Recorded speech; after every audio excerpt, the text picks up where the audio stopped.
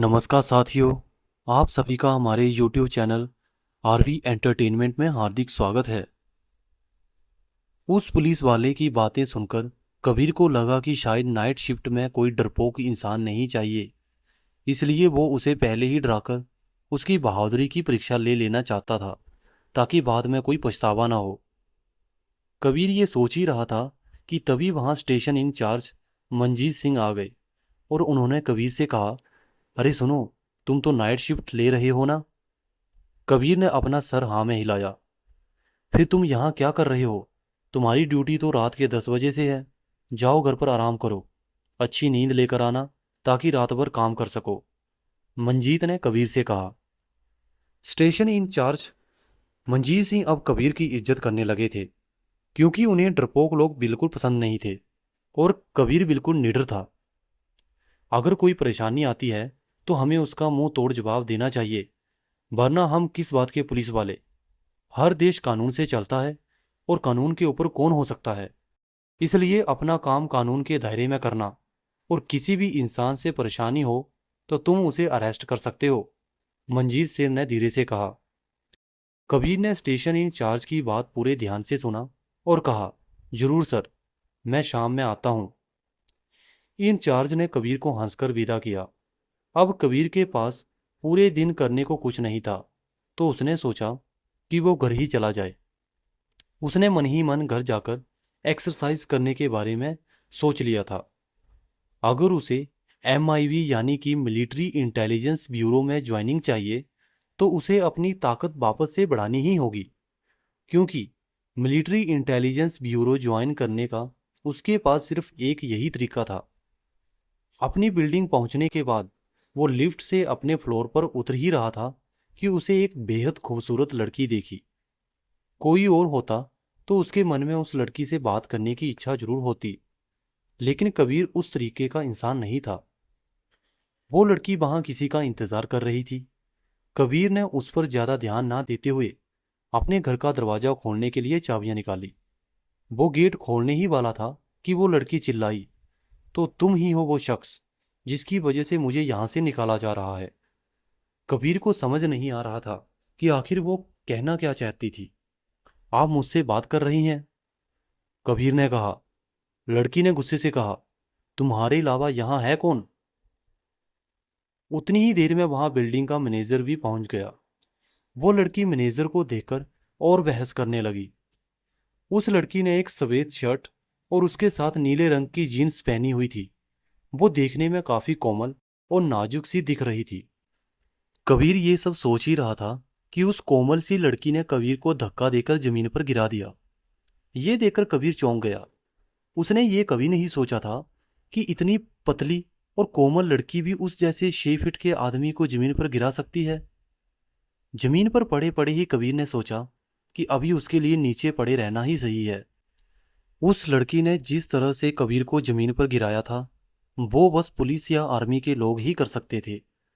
कबीर को अचानक ऐसा लगा कि शायद ये लड़की भी उसी की तरह आर्मी या पुलिस से है। कबीर ये सब सोच ही रहा था कि तभी वो लड़की नीचे झुकी और कबीर को सुनाने लगी। मैं यहाँ पर बहुत अच्छे से रह रही थी, लेकिन तुम्हारे आने से मुझे बेघर किया जा रहा है। तुम्हें क्या लगता है तुम अपने पैसे से कुछ भी कर सकते हो? तुम्हें पता है दिल्ली में इस टाइम एक लड़की के लिए एक सेफ जगह घर ढूंढना कितना मुश्किल है। मैं यहाँ पर तुमसे पहले से रह रही हूँ। अगर कोई भी यहाँ से जाएगा तो वह सिर्फ तुम हो। अगर तुम मेरी बात नहीं मानोगे तो मैं तुम्हारे घर के सामने धरने पर बैठ जाऊंगी। अगर चैन से रहना चाहते हो तो कहीं और घर ढूंढो, समझे? उसकी बात सुनते ही कबीर ठहाके लगाकर हंसने लगा। मैंने कौन सा जोक मारा है जो तुम्हें इतनी हंसी आ रही है? उस लड़की ने गुस्से से पूछा। इतना सुनते ही अचानक कबीर ने उस लड़की को पटकने के लिहाज से एक जोर की ताकत लगाई। उसने सोचा कि आखिर पुलिस वालों को उनके ही अंदाज में जवाब देना चाहिए। कबीर के इस अचानक हमले से वो लड़की घबरा गई और अपने आप को बचाने की कोशिश करने लगी, लेकिन कबीर की ताकत के आगे वो कमजोर पड़ गई और धड़ाम से गिरी। कबीर ने पूरी कोशिश की थी उसे ज्यादा चोट ना पहुंचे, क्योंकि अगर कबीर अपनी सारी ताकत का इस्तेमाल करता तो वह लड़की जमीन पर नहीं सीधा हॉस्पिटल पहुंच जाती। कबीर ने अपनी शर्ट को झाड़ते हुए कहा, अगर ये तुम्हारा हेलो बोलने का स्टाइल है तो मैं भी ऐसे ही हेलो बोलूंगा। ये बोलकर वो अपने घर के अंदर चला गया। जैसे ही वो अपना दरवाजा बंद करने लगा कि वो लड़की दरवाजे के बीच आकर खड़ी हो गई। मैं यहाँ रहने आया हूँ, तुमसे या किसी और से लड़ने नहीं। तुम्हें कोई परेशानी है तो मैनेजमेंट के पास जाओ, कबीर ने कहा। लेकिन इस समय दिल्ली में मुझे घर कोई नहीं देगा। तुम्हें नहीं पता क्या, एक लड़की ऐसे ही किसी भी घर में नहीं रह सकती। और मैंने इस जगह पूरे महीने के पैसे दिए हैं, मैं ऐसे कैसे चली जाऊं? देखो, ये तो गलत है, उस लड़की ने कबीर से कहा। उसका टोन अब हल्का चेंज हो गया था। यहाँ तक मुझे पता है, यहाँ के मैनेजमेंट ने तुम्हें दुगना रेंट वापस किया है, वो काफ़ी नहीं है क्या? कबीर ने पूछा। अरे यार, मुझे पैसे नहीं चाहिए, मुझे बस यहाँ से मत भेजो। इस समय मुझे कोई भी घर नहीं देगा और ये जगह मेरे ऑफिस से बहुत पास है। मैं इतने कम टाइम में कहाँ ढूंढूं घर? वैसे एक बात बताओ, तुम पागल पागल हो गया? इस फ्लोर पर 4 फ्लैट हैं और तुम्हें चारों फ्लैट चाहिए? तुम अकेले रह के इतने बड़े घर में क्या करोगे? अच्छा सुनो, एक काम करो, मुझे एक कमरा दे दो, मैं तुम्हें उसका रेंट दे दूंगी। मुझे पैसे नहीं चाहिए, तुम यहाँ से प्लीज जाओ। बेफालतू का अपना टाइम वेस्ट मत करो, कबीर ने कहा। ये सुनते ही उस लड़की ने अपनी आंखें बड़ी कर ली। तुम कैसे आदमी हो यार? कोई और होता तो वो मेरे से बात करने के लिए भी मर रहा होता, और तुम देखो, क्या दिक्कत है तुम्हें मेरे साथ रूम शेयर करने में? मैं तुम्हें रेंट भी दे रही हूँ, तुम बोलो तो डबल दे दूंगी। कोई और होता तो वो मुझे फ्री में ही कमरा दे देता। तुम एक काम करो, तुम किसी और के पास ही रहने चली जाओ, कबीर ने गेट बंद करते हुए कहा। वो लड़की डरकर गेट से पीछे हट गई और गेट बंद होने पर गेट के दूसरी तरफ से चिल्लाकर बोली, मैं अकेली लड़की हूँ, अपने घर से इतना दूर यहाँ अकेले ही रह रही हूँ। मैं शहर में नहीं हूँ, इसलिए तो मेरा यहाँ कोई दोस्त और ना ही कोई जानने वाला है। और क्या मैंने तुम्हें बताया कि मैं पुलिस में हूँ? तुम्हें पता है कितने खतरनाक केसेस मिलते हैं मुझे आजकल। मेरे पास टाइम नहीं है घर ढूंढने का। अगर मैं घर ढूंढने में टाइम वेस्ट करूंगी तो शहर को सेफ कौन रखेगा? ये सुनते ही कबीर ने दरवाजा खोला और कहा, अपना पुलिस का आईडी कार्ड दिखाओ। लड़की गुस्से में बोली, मैं झूठ नहीं बोल रही। आईडी कार्ड देखने के बाद कबीर ने उस लड़की से पूछा, तुम मुझे जानती नहीं हो, लेकिन तब भी मेरे साथ रहना चाहती हो, एक अजनबी के साथ? तुम्हें डर नहीं लगता क्या? लड़की भी इतनी बेवकूफ़ नहीं थी जितनी कि वो खुद को दिखा रही थी। उसने कबीर से कहा, मैंने तुम्हें अपना पुलिस आईडी कार्ड दिखाया ना, अब तुम बेवकूफ़ तो नहीं दिखते जो एक पुलिस वाले से पंगा लो। और वैसे भी हम कमरा थोड़ी शेयर कर रहे, हम तो फ्लोर शेयर कर रहे हैं बस। मेरे पास कोई चॉइस भी नहीं है, मैं दूसरा घर तभी ढूंढ सकती हूँ जब मेरे पास कम केसेस हों। आओ अंदर, कबीर ने दरवाजा खोलते हुए कहा। वो लड़की झट से अंदर आ गई। तो तुम मेरी सुंदरता के सामने हार ही गए ना? तभी कबीर ने देखा कि वो अंदर तो आ गई थी, लेकिन उसने दरवाजा बंद नहीं किया था। क्या तुम्हें डर लग रहा है? कबीर ने हंसते हुए पूछा। क्या मुझे तुमसे डरना चाहिए? लड़की ने जवाब के बदले में उल्टा सवाल कर दिया।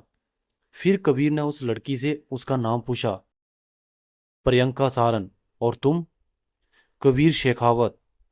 अच्छा, अगर तुम डर नहीं रही हो तो गेट क्यों नहीं बंद कर रही हो? प्रियंका ने कबीर की नज़र को परख लिया था। वो अब तक समझ चुकी थी कि कबीर बाकी आदमियों के जैसा नहीं था, वो अलग था। दरवाजे की तरफ जाकर प्रियंका ने दरवाजे को बंद कर दिया और कबीर को देखने लगी। मैं पुलिस वाली हूं, मैं तुमसे क्यों डरूंगी? कर दिया गेट बंद। ठीक है, तुम रह सकती हो, कोई भी कमरा चुन लो, और तुम्हें रेंट देने की भी कोई ज़रूरत नहीं है, लेकिन सिर्फ एक शर्त है, कबीर ने कहा। क्या? प्रियंका ने पूछा। तुम्हें पूरे घर की सफाई करनी पड़ेगी। कबीर के पास अपनी ट्रेनिंग और नाइट शिफ्ट के बाद घर साफ करने का वक्त नहीं था। उसने सोचा कि क्यों ना एक तीर से दो निशाने लगा लिए जाएं। प्रियंका को सफाई करने वाली बात सुन के काफ़ी अजीब लगा, लेकिन फिर उसने सोचा कि कहीं और घर ढूंढने से बेहतर होगा यहीं पर रहना। और कबीर ने तो उसे फ्री में ही कमरा भी दे दिया था। थोड़े बहुत घर के काम करने से अगर वो महीने के 25,000 रुपये बचा लेती है तो ये डील उसके लिए कोई घाटे का सौदा नहीं है। उसने अपने दिमाग में सारी मैथ्स की और फिर अपनी सेविंग के बारे में सोचने लगी। सब कुछ सोचने समझने के बाद आखिरकार प्रियंका ने कबीर की शर्त मान ली। ठीक है, लेकिन तुम्हें हर टाइम अपने दिमाग में ये रखना पड़ेगा कि तुम एक लड़की के साथ रह रहे हो। मेरी भी कुछ शर्तें हैं। तुम मेरे कमरे में मेरी इजाज़त के बगैर कभी भी नहीं आ सकते। और हाँ, झांकना तो बिल्कुल भी नहीं। ना मैं तुम्हारे कमरे में जाऊंगी, ना तुम मेरे कमरे में आओगे। एक और बात, मैं सफाई कर रही हूँ, इसका मतलब ये नहीं कि तुम कहीं भी गंदगी फैलाते फिरो। अगर मुझे लगा कि तुम जानबूझकर घर गंदा कर रहे हो तो मैं चली जाऊंगी। तो फिर अभी चली जाओ, कबीर ने कहा। उसकी बात सुनकर तो प्रियंका को काफ़ी तेज गुस्सा आया, लेकिन उसने अपना गुस्सा कंट्रोल करते हुए कहा, अच्छा ठीक है, मैं सारी सफाई कर लूँगी। यहाँ तुम्हारी शर्तें नहीं, मेरी शर्तें चलेंगी। मेरे फ्लोर का व्यू पूरे एरिया में सबसे अच्छा है।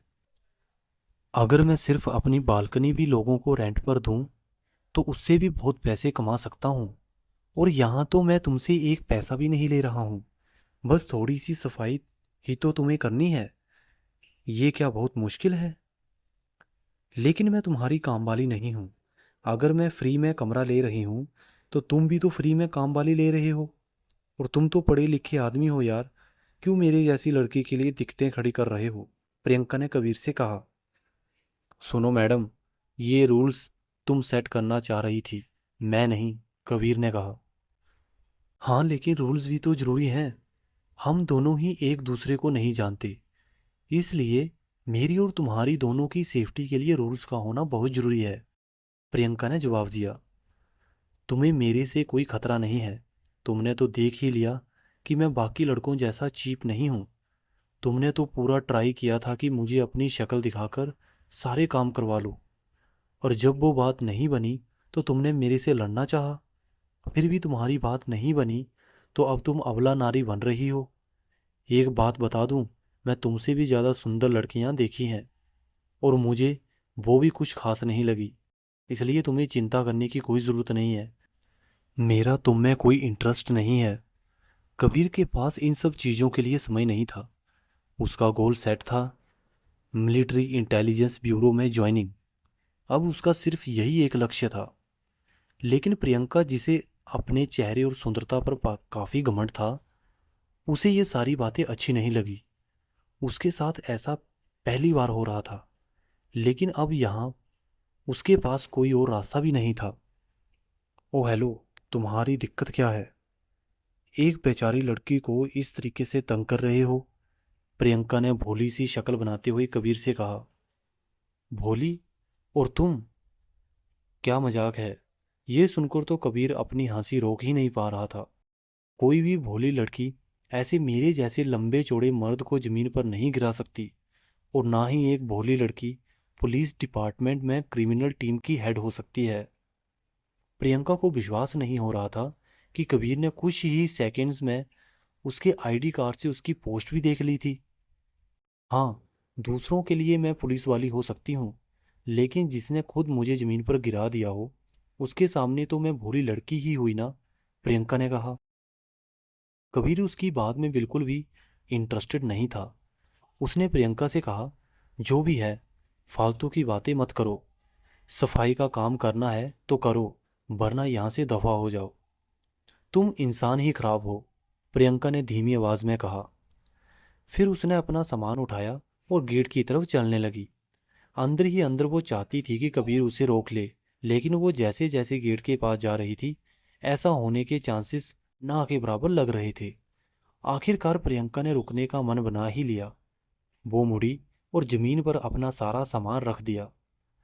एक पुलिस वाली होने के नाते मैंने लोगों की मदद करने की कसम खाई है, और तुम्हें मदद की बहुत ज़रूरत है, इसलिए मैंने सोच लिया है कि मैं तुम्हारी मदद करूंगी।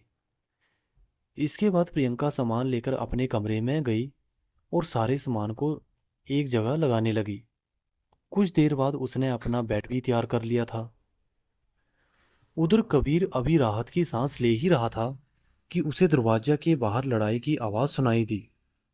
धीरे धीरे वो आवाज उसके दरवाजे के एकदम करीब से आने लगी। जैसे ही कबीर दरवाजे के पास पहुंचा, उसे वहां एक पतली और घुंघराले बालों वाली लड़की दिखाई दी।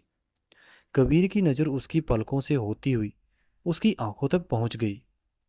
वो उस लड़की को निहार ही रहा था कि इतनी ही देर में वो लड़की उसका सामान लेकर अंदर आ गई। मेरा पूरा समय फ्लाइट्स में निकलता है। मैं जैसे ही घर आती हूँ, मुझे सिर्फ नींद चाहिए होती है।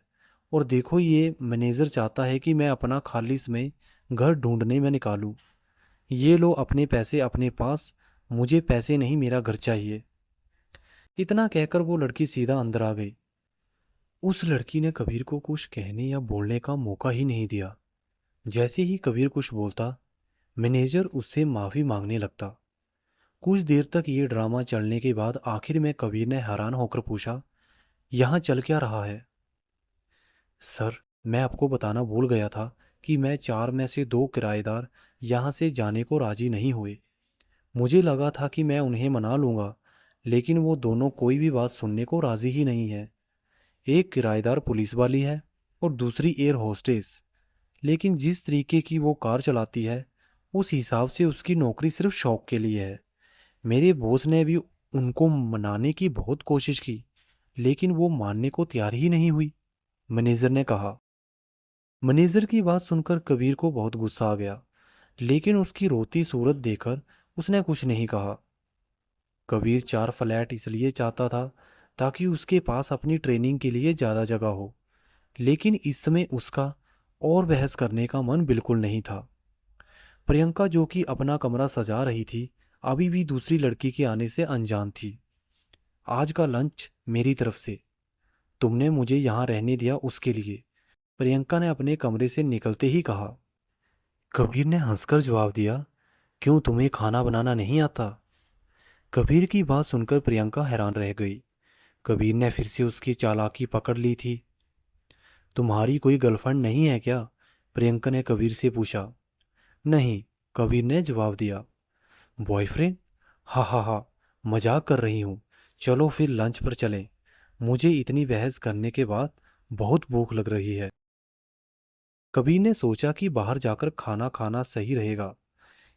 इससे उसे शहर के हालात के बारे में और अच्छे से मालूम चलेगा। लेकिन प्रियंका का इरादा कुछ और ही था। दरअसल वो कबीर को अपने साथ ले जाकर अपने ऑफिस कॉलीग को जलाना चाहती थी। उसे जानबूझकर ऐसा रेस्टोरेंट चुना जहां वो अक्सर अपने कॉलीग्स के साथ खाना खाने जाया करती थी। वो कबीर के गुड लुकिंग होने का फ़ायदा उठाना चाहती थी। अगर उसके कॉलीग्स प्रियंका को कबीर जैसे लड़के के साथ देखेंगे, तो उनके मन में आग लगनी तय थी। और शायद इस जलन के जलते, क्या पता, वो लोग कबीर को सबक सिखाने की कोशिश भी करें। ये सब सोचकर प्रियंका मन ही मन बहुत खुश हो रही थी। कबीर ने अभी गाड़ी नहीं ली थी, इसलिए प्रियंका की गाड़ी से ही वो लोग लंच के लिए निकल गए। कबीर की नज़र खिड़की के बाहर शहर की बड़ी बड़ी बिल्डिंग्स और रोड पर थी। उसे पूरे शहर में बड़े बड़े मॉल और बैनर्स दिखाई दे रहे थे। उनमें से कई बैनर्स पर जेनिफर के एड्स थे। पूरे शहर में जेनिफर की फोटो लगी देख उसे वो शहर थोड़ा और पसंद आने लगा। तभी अचानक कबीर ने प्रियंका से कहा, तुम्हें पता है मुझे कोई भी लड़की सुंदर क्यों नहीं लगती? क्योंकि मेरी बीवी जेनिफर है। कबीर की बात सुनकर प्रियंका अपनी हंसी काबू नहीं कर पाई। वो जोर जोर से ठहाके लगाकर हंसने लगी। अगर जेनिफर सच में तुम्हारी बीवी हुई, तो मैं अपनी नौकरी छोड़कर तुम्हारी कामवाली बन जाऊंगी, प्रियंका ने अपनी हंसी रोकते हुए कहा। अरे मैं बस मजाक कर रहा था, सीरियस होने की कोई ज़रूरत नहीं है, कबीर ने कहा। उसे बोलते ही एहसास हो गया था कि उसने कुछ गलत बोल दिया है। मैं भी मजाक कर रही हूँ। अगर तुम सच में जेनिफर के पति निकले, तो मैं तुम्हारी कामवाली नहीं, दासी बन जाऊंगी। दोनों कुछ देर बाद रेस्टोरेंट के बाहर पहुंच गए। कबीर को समझ नहीं आ रहा था कि प्रियंका उसको सिर्फ एक लंच के लिए इतनी दूर क्यों लेकर आई। फिर उसकी नज़र बगल के पुलिस स्टेशन पर गई। हम पुलिस वालों को यहाँ पर बहुत डिस्काउंट मिलता है। मैंने सोचा क्यों ना हम भी फ़ायदा उठाएं, और यहाँ का खाना भी काफ़ी टेस्टी है, एकदम घर जैसा। कुछ ही पल में दोनों रेस्टोरेंट के अंदर चले गए। प्रियंका के ऑफिस कोलीग्स जो पहले से ही वहां मौजूद थे, उन्होंने उन दोनों को देख लिया। हे, वो लड़की तो हमारे ही डिपार्टमेंट की है ना? उनमें से एक पुलिस वाले ने कहा। ये तभी किसी को भाव नहीं दे रही थी। इसका तो बॉयफ्रेंड है, दूसरे पुलिस वाले ने कहा। आगे की स्टोरी जानने के लिए जुड़े रहें हमारे YouTube चैनल के साथ। अभी तक आपने हमारे चैनल को सब्सक्राइब नहीं किया है तो प्लीज़ चैनल को सब्सक्राइब और वीडियो को लाइक ज़रूर करें। धन्यवाद।